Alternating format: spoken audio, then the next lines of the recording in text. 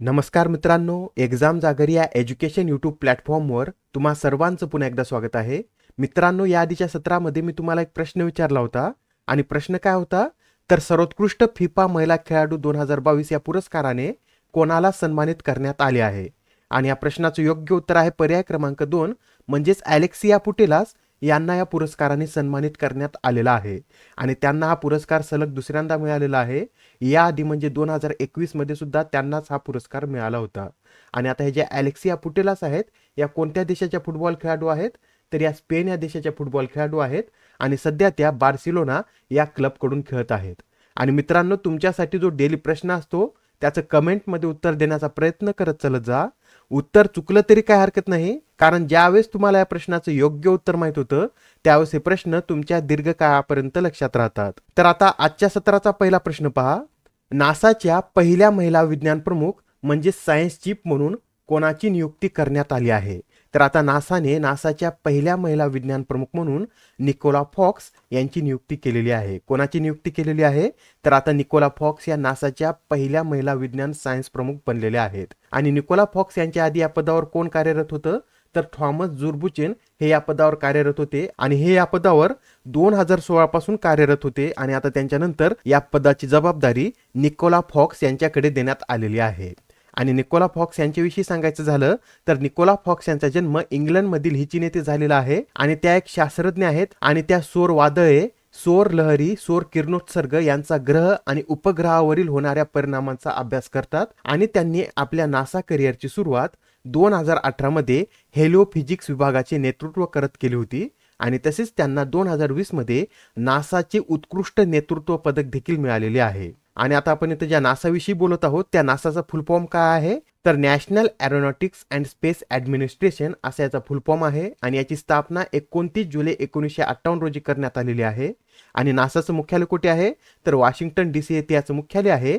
आणि सध्या नासाचे प्रशासक कोण आहेत, तर बिल नेल्सन हे सध्या नासाचे प्रशासक आहेत. आणि याआधी महत्त्वपूर्ण कामगिरी करून ज्या महिला चर्चेमध्ये आहेत त्या सुद्धा आपण एकदा रिवाइज करून घेऊया. तर पहा, सौदी अरेबियाच्या पहिल्या महिला अंतराळवीर या रायना बर्नवी ठरलेल्या आहेत. सियाचिन ग्लेशियरवर कार्यरत असलेल्या पहिल्या महिला लष्करी अधिकारी या कॅप्टन शिवा चव्हाण बनलेल्या आहेत. आणि परदेशी भूमीवर भारतीय फायटर स्क्वॉड्रनचे नेतृत्व करणारी पहिली भारतीय महिला कोण आहे, तर अवनी चतुर्वेदी या ठरलेल्या आहेत. आणि जपानमधील वीर गार्डियन या युद्धाभ्यासामध्ये त्यांनी या फायटर स्क्वॉड्रनचे नेतृत्व केलेलं आहे. आणि अमेरिकेत भारतीय वंशाची पहिली महिला शीख न्यायाधीश कोण बनलेली आहे, तर मनप्रीत मोनिका सिंग या अमेरिकेमधील भारतीय वंशाच्या पहिल्या महिला शीख न्यायाधीश आहेत. आणि तेलंगणाच्या पहिल्या महिला मुख्य सचिव या शांतिकुमारी बनलेल्या आहेत.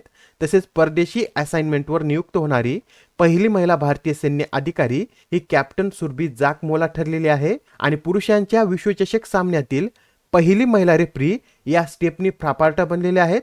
आणि सौदी अरेबिया देशातील पहिल्या आंतरराष्ट्रीय महिला फुटबॉल रेफरी या अनोद अल अस्मारी ठरलेल्या आहेत. आणि हॉवर्ड लॉ रिव्ह्यूच्या अध्यक्षा बनणाऱ्या भारतीय वंशाच्या पहिल्या महिला या अप्सरा अय्यर ठरलेल्या आहेत. आणि आता प्रश्न क्रमांक दुसरा पहा.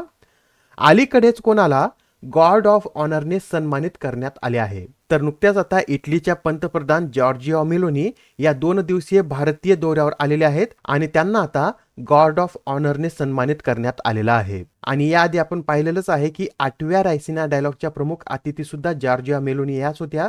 आणि जॉर्जिया मेलोनी या इटलीच्या पहिल्या महिला पंतप्रधान आहेत. आणि आता मॅपमध्ये पहा, इटली हा देश कुठे आहे, तर तुम्हाला आता इथं मॅपमध्ये इटली हा देश दिसत असेल. आणि इटली या देशाची राजधानी काय आहे, तर रोम ही या देशाची राजधानी आहे. आणि या देशाचं चलन काय आहे, तर युरो हे या देशाचं चलन आहे. आणि सध्या या देशाचे अध्यक्ष कोण आहेत, तर सर्जिओ मॅटारेला हे या देशाचे सध्या अध्यक्ष आहेत. आणि आता प्रश्न क्रमांक तिसरा पहा. आता अत्यंत महत्त्वाचा प्रश्न आहे पहा, यामध्ये काय विचारलेलं आहे, तर कोणाच्या अध्यक्षतेखालील खंडपीठाने मुख्य निवडणूक आयुक्त आणि निवडणूक आयुक्तांच्या नियुक्तीत बदल करण्याचा निर्णय दिला आहे. तर नुकतेच आता एक 5 सदस्यीय खंडपीठ स्थापन करण्यात आलं होतं. आणि त्या खंडपीठाचे अध्यक्ष हे KM जोसेफ होते. आणि आता या KM जोसेफ यांच्या खंडपीठाने मुख्य निवडणूक आयुक्त आणि निवडणूक आयुक्तांच्या नियुक्तीत बदल करण्याचा निर्णय दिलेला आहे. आणि आता या निर्णयानुसार मुख्य निवडणूक आयुक्त आणि निवडणूक आयुक्तांची निवड प्रक्रिया ही सीबीआय संचालकाच्या धर्तीवर म्हणजेच उच्चस्तरीय समितीच्या सल्ल्याने राष्ट्रपतीद्वारे करण्यात यावी असा निर्णय यांनी दिलेला आहे. आणि आता या निर्णयानुसार ही उच्चस्तरीय समिती कधीपर्यंत कार्यरत असेल तर संसदेने या संदर्भात कायदा लागू करेपर्यंत ही उच्चस्तरीय समिती कार्यरत असणार आहे. आणि या समितीमध्ये कोणाकोणाचा समावेश असेल तर पंतप्रधान, लोकसभेतील विरोधी पक्षनेते आणि भारताचे सरन्यायाधीश या 3 सदस्यांचा या समितीमध्ये समावेश असणार आहे. आणि पाहता इथं भारतीय निवडणूक आयुक्तांविषयी बोललेलं आहे, तर याविषयी सुद्धा आपण थोडक्यात माहिती पाहूया. तर पहा, भारतीय घटनेनुसार भारतीय निवडणूक आयोग ही एक कायमस्वरूपी आणि घटनात्मक स्वतंत्र संस्था आहे. आणि निवडणूक आयोगाची स्थापना 25 जानेवारी 1950 रोजी करण्यात आली होती.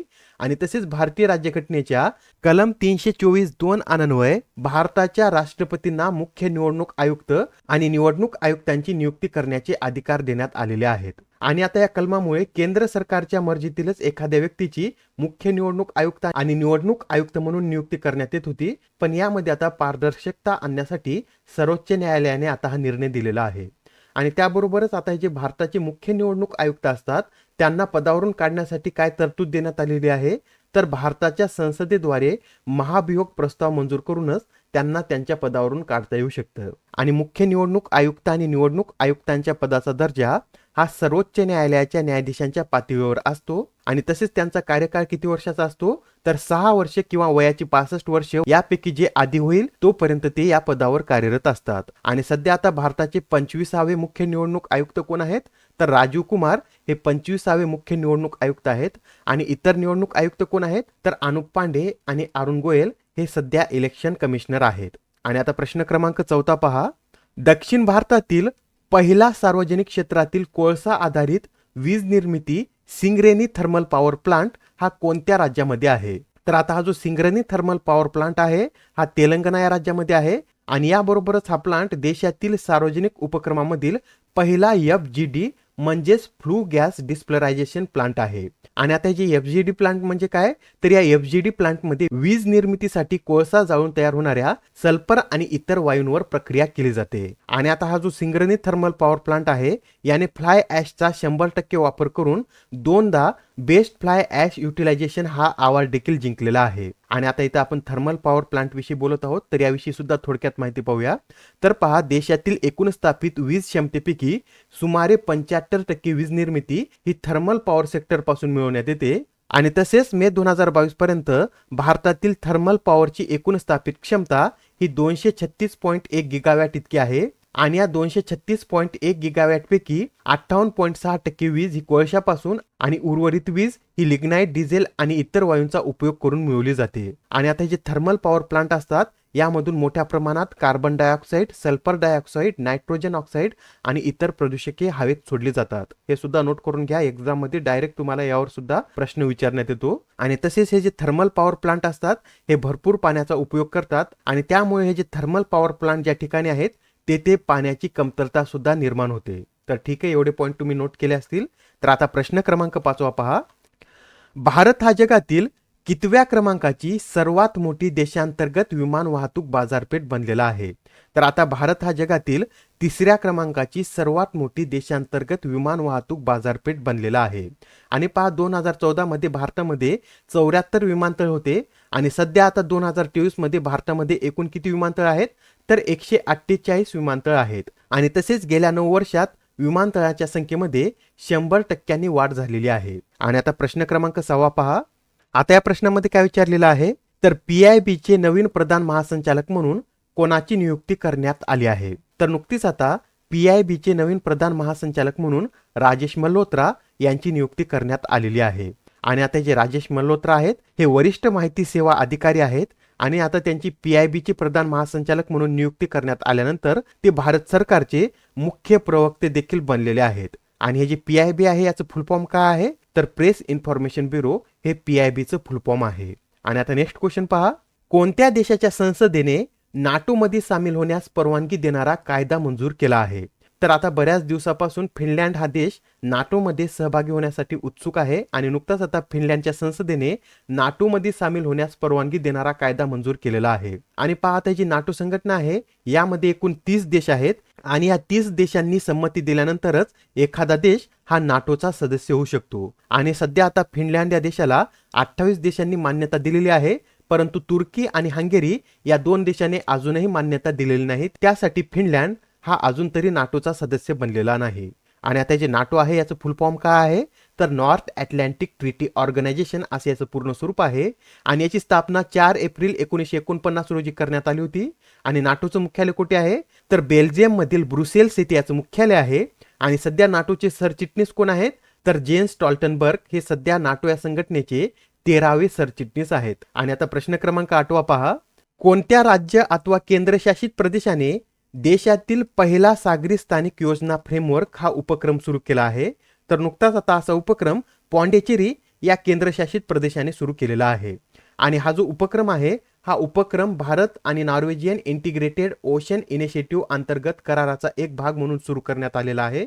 आणि या उपक्रमाचा उद्देश काय आहे तर पर्यावरण संरक्षण तसेच विकासासह सागरी संसाधनांचे शाश्वत व्यवस्थापन संतुलित करणे हे या उपक्रमाचे उद्दिष्ट आहे. आणि याआधी भारत आणि नॉर्वे या 2 देशांमध्ये 2019 मध्ये हा सामंजस्य करार करण्यात आला होता. आणि या करारानंतर पॉंडिचेरी आणि लक्षद्वीप या 2 किनाऱ्यांची MSP म्हणजे सागरी स्थानिक योजना फ्रेमवर्क साठी निवड करण्यात आली होती. आणि आता पॉंडिचेरी या केंद्रशासित प्रदेशामध्ये हा उपक्रम सुरू करण्यात आलेला आहे.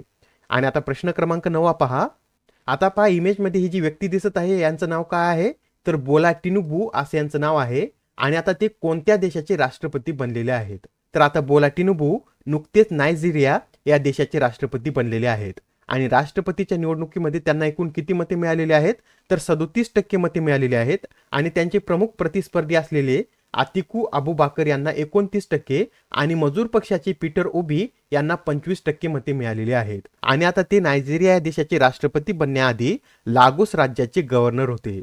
आणि आता आजच्या सत्रामधील शेवटचा प्रश्न पहा, आंतरराष्ट्रीय क्रिकेटमध्ये 5000 धावा आणि 500 बळी घेणारा भारताचा दुसरा खेळाडू कोण ठरला आहे तर आता आंतरराष्ट्रीय क्रिकेटमध्ये 5000 धावा आणि 500 बळी घेणारा भारताचा दुसरा खेळाडू हा रवींद्र जडेजा ठरलेला आहे. आणि रवींद्र जडेजा यांच्या आधी कामगिरी कोण केली होती तर कपिल देव यांनी ही कामगिरी केली होती. आणि त्यांच्यानंतर अशी कामगिरी करणारे रवींद्र जडेजा हे दुसरे भारतीय खेळाडू ठरलेले आहेत. आणि आता आजच्या सत्रामधील तुमच्यासाठीचा प्रश्न पहा, कोणते शहर हे जातीभेदाविरोधी कायदा करणारे अमेरिकेतील पहिले शहर ठरले आहे. आता या प्रश्नाचं उत्तर कमेंटमध्ये देण्याचा प्रयत्न करा. उत्तर चुकलं तरी काय हरकत नाही, कारण ज्यावेळेस तुम्हाला या प्रश्नाचं योग्य उत्तर माहित होतं त्यावेळेस हे प्रश्न तुमच्या दीर्घकाळापर्यंत लक्षात राहतात. तर आता पुढच्या सत्रामध्ये पुन्हा भेटूया. धन्यवाद.